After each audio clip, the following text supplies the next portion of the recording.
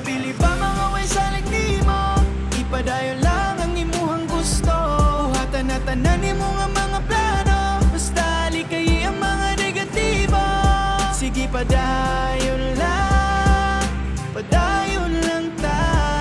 Sige padayon lang.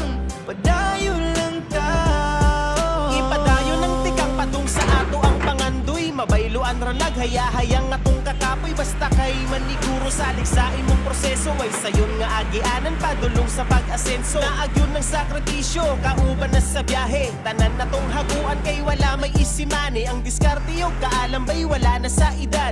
Pabili bang way salig sa imong abilidad. Sa gulig paning kamot ilang puro hinaot. Sugaling luhag singot para pangandoy maabot. Natural lang masayo basta ayaw lang og kasapot. Puhon kita'y maghakot di pabiling walay labot. Mga tao na kaminos porket kita karon.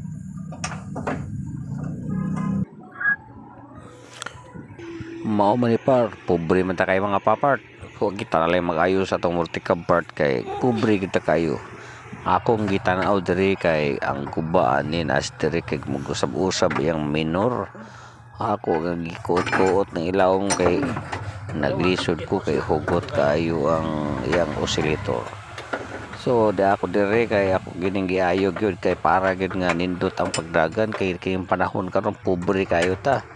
Lisod kay makuha tag mekaniko ron kay libo-libo ang mabayran. Hidabalo naman ta diri sa Cebu nga bisag kamay kay trabahoon libo-libo ang mabayran. Asa man tag libo-libo ini nga atong pang-income kay pirsa medyo raman eh. Oh, di adre naglibo ko ani kay lisod kay trabahoon ning kulang tagamit. Garon ari ko sa likod kay akong tanawon diri kay adjuston gina ko ni para ang andar manindot na.